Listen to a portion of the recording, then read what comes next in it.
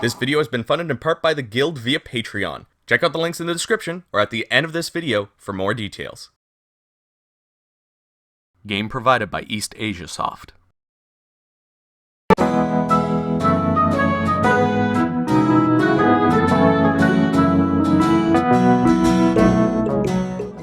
Hello everybody, my name is Chris Gildart, and welcome back to another Pros vs. Cons mini review. It seems I'm on a strategy RPG kick right now. First I reviewed Disgaea 6, and now thanks to the lovely people over at East Asia Soft, I am reviewing Empire of Angels 4. Empire of Angels started back in 1993, and with the 4th entry, this is the first time the series has seen a launch on consoles. What piqued my interest was this being a strategy RPG based in Asgard with only female characters. And if you don't know this yet, I consider myself a man of culture, and an all-female anime-style strategy RPG seems right up my alley. This is also a Taiwanese-developed game. I'm extremely interested to see the difference between a Japanese-developed strategy RPG versus a Taiwanese one. Coming hot off the heels of the Disgaea 6 mini review, this is a great way to understand if Empire of Angels 4 deserves to stand next to the greats of the genre. After seeing the trailer and the artwork, I am really excited to see what this game has to offer, but before we get into that, don't forget to give this video a like, comment with your thoughts below, and of course subscribe if you haven't already.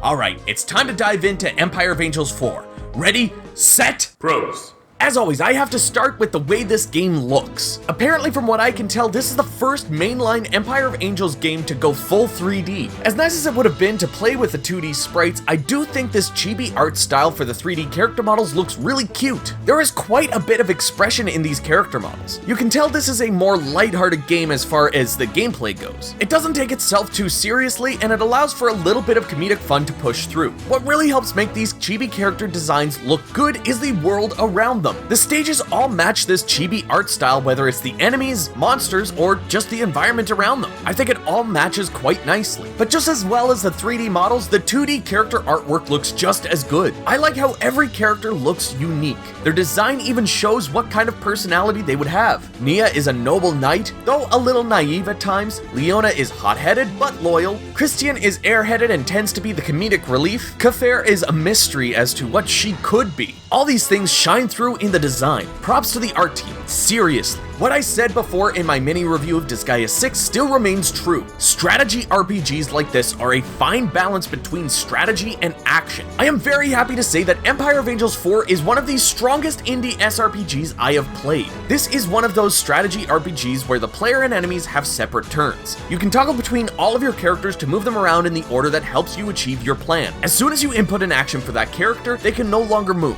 Certain classes and special moves will have different ranges, so you want to take all of that into consideration when you're placing your allies into position. One other thing that you want to consider is your MP. In most RPGs in general, MP is only consumed with magic or special attacks. In Empire of Angels 4, every move costs MP, even normal attacks. That being said, your special moves will cost more. This really makes you think if it's worth getting that stronger attack in now, or if it would be better to do 2 turns of regular attacks. What helps balance this fact though is that your character regenerates a portion of MP every turn. This way you might only have enough MP to do a normal attack. Going back to one of the other things I mentioned earlier, this also adds a layer of strategy into the mix, that being classes. Every character has a set of classes that they can interchange from. Each class is an evolutionary tree that you can develop your characters through. Where the strategy comes in is how it costs gold to change your class. This holds you back from consistently changing classes back and forth, but you shouldn't find it too much of a barrier because the cost to change is pretty affordable. Where the real strategy kicks in is how you can only go through the evolutionary tree when your character ranks up.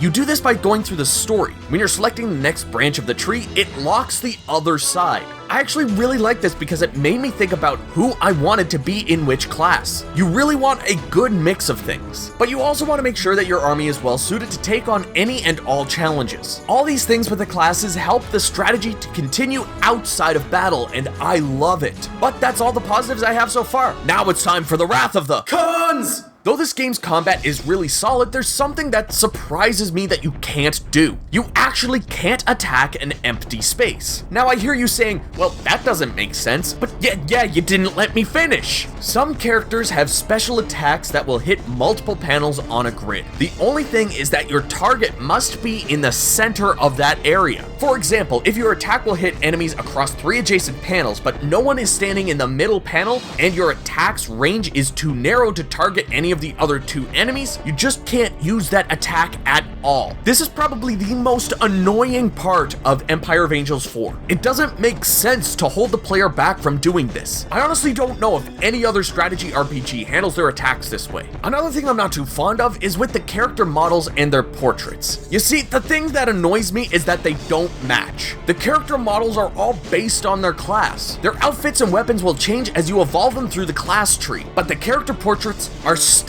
They do not change or evolve to match the model. This threw me off at first because I really like the design of Leona, but her character model does not match her portrait. Starting out, I thought she was a different character to the one that I had been commanding. I really wish that the portraits matched the models, or that the only thing that changed when you change classes is the weapons. That way each character feels more unique, rather than the only thing differentiating them all being their head. But I'm hoping that down the line, each character's design will match a coinciding class. That way it just makes sense between the character models and the portraits. In the end, I was pleasantly surprised by my time spent with Empire of Angels 4. When I saw the gameplay trailer, I wasn't expecting as deep of a combat system as I got. I was honestly just expecting a basic strategy RPG with anime waifus, but I got so much more. The character designs are gorgeous, and I love the artwork and portraits. The strategy both during combat and outside keeps me on my toes and thinking about my next move. With all that being said, I give Empire of Angels 4 a thumbs up. This was an incredible surprise, and I think if you're a fan of tactical and strategy RPGs, especially with an anime flair to it, you'd be wrong to sleep on this title. Sure, the character models not matching the portraits is a little weird, but that's alright. It's not something that would stop me from playing this game. Really, the only weird thing about this is the special attack issue, where you need to make sure that you target an enemy within the range of the attack, and they must be in the center of the area that will be affected. Other than that, the fact that each move uses varying amounts of MP really gives this game a level of strategy I haven't seen in a strategy RPG before. I love the way the game looks with its chibi art style. Seriously everyone, pick this up if you're into these types of games. You'll have a fun time, and that's for sure. Anyways everybody, thank you so much for watching my mini review of Empire of Angels 4. If you enjoyed the video, give it a like and subscribe for more. Comment with your thoughts below and let me know what you think of the game. Have you had a chance to play any of the other Empire of Angels games? As well, if you'd like to help support the channel and what I do here, you can join the guild just like these awesome people that you're seeing on screen. Right now you can join them at the end of every single video for just $1 a month. There's other rewards and other tiers as well, so check out the links that you see on screen, and I will see you all down in the comments.